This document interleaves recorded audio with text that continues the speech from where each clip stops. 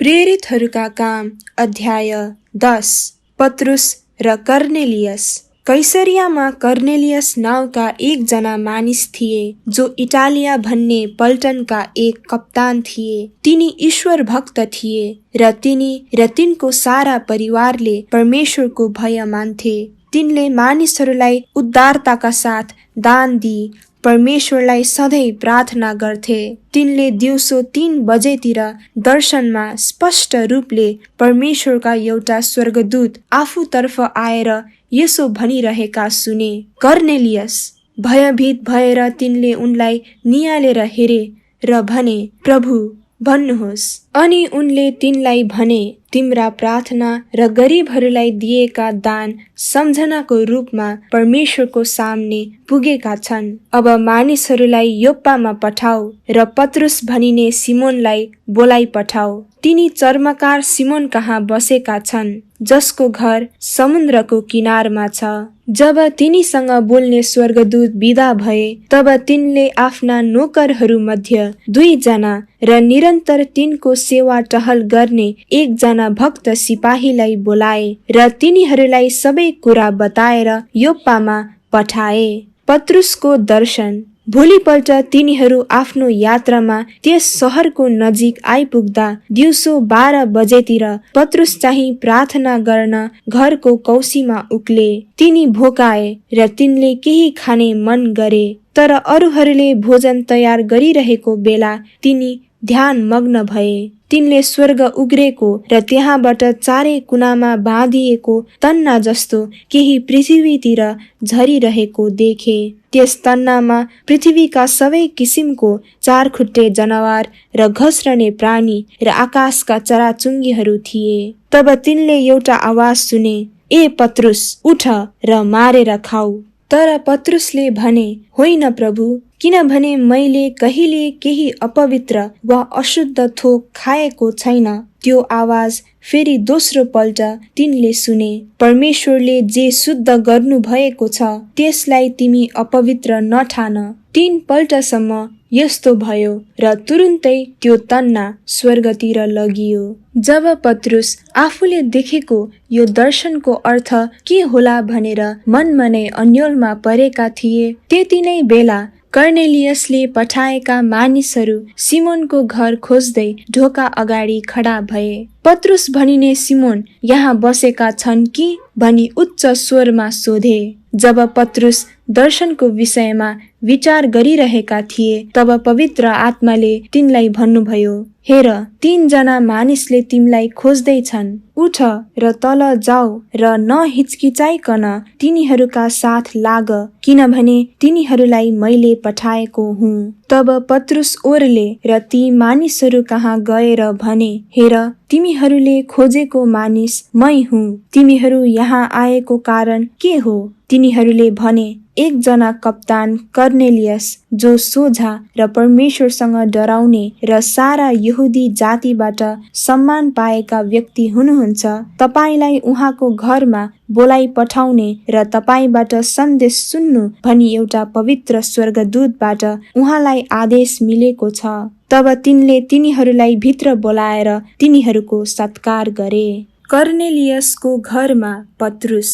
भोलिपल्ट पत्रुस उठेर तिनीहरूसँग गए र योप्पाका कतिपय भाइहरू तिनको साथ लागे। पर्सिपल्ट तिनीहरू कैसरिया पुगे। आफ्ना कुटुम्बहरू र घनिष्ठ मित्रहरूलाई बोलाएर जम्मा गरी कर्नेलियस तिनीहरूको बाटो हेरिरहेका थिए। जब पत्रुस भित्र आए, तब कर्नेलियसले तिनीसँग भेट गरी तिनका पाउ परी दण्डवत गरे। तर पत्रुसले उनलाई यसो भन्दै उठाए, उठ्नुहोस्, म आफै पनि त मानिस नै हुँ।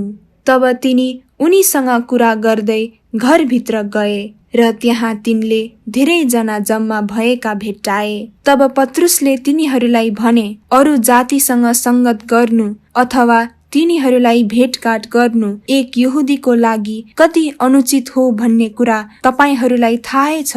तापनि परमेश्वरले मलाई कुनै मानिसलाई अपवित्र अथवा अशुद्ध नठान्नु भनी देखाउनु भएको छ। यसै कारण डाक्ने बित्तिकै केही आपत्ति नजनाई म तपाईहरू कहाँ आए।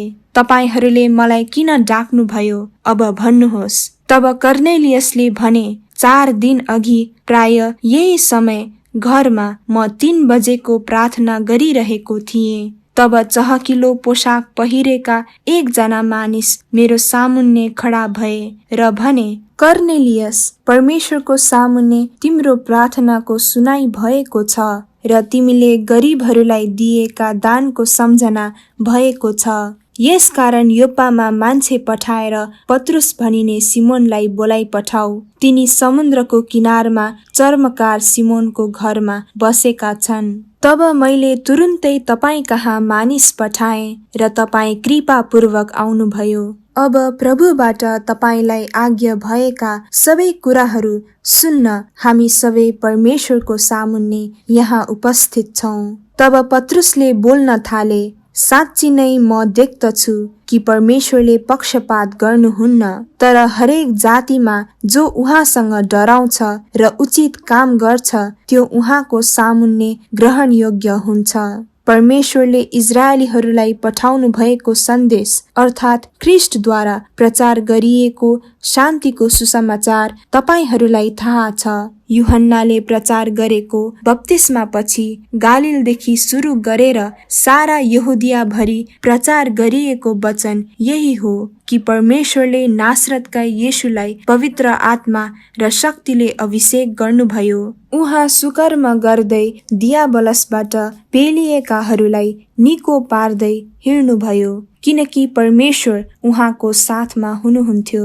अनि उहाँले यहुदीहरूको देशमा र यरुशलेममा गर्नुभएका सबै कुराका हामी साक्षी हौं।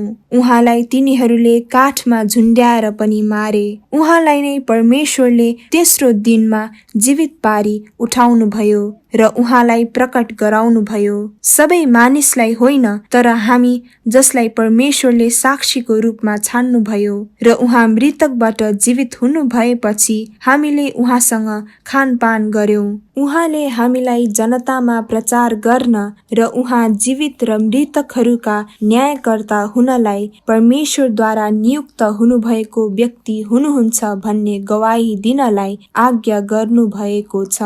सबै अगमवक्ताहरूले उहाँको गवाही दिएका छन् कि उहाँमाथि विश्वास गर्ने प्रत्येकले उहाँको नाउँद्वारा पाप क्षमा पाउँछ। पत्रुसले यी कुरा बोल्दा बोल्दै वचन सुन्ने सबै माथि पवित्र आत्मा ओर्लनु भयो। अन्य जातिहरूमाथि पनि पवित्र आत्माको वरदान खन्याइएको देखेर पत्रुसको साथमा आउने यहुदी विश्वासीहरू आश्चर्यचकित भए, किनकि अन्य भाषामा बोलेर तिनीहरूले परमेश्वरको प्रशंसा गरिरहेका उनीहरूले सुने। तब पत्रुसले भने, हामी झै पवित्र आत्मा पाउने यिनीहरूलाई पानीको बप्तिस्मा हुनदेखि कसले मनाही गर्न सक्छ? अनि तिनले तिनीहरूलाई येशू ख्रिस्टको नाउँमा बप्तिस्मा दिनु भनी आज्ञा गरे। तब तिनीहरूले पत्रुसलाई केही दिन त्यही रहनुहोस् भनी अनुरोध गरे। कण्ठ गर्नका लागि प्रेरित 10 अध्यायको 35 पद। तर हरेक जातिमा जो उहाँसँग डराउँछ र उचित काम गर्छ त्यो उहाँको सामुन्ने ग्रहण योग्य हुन्छ।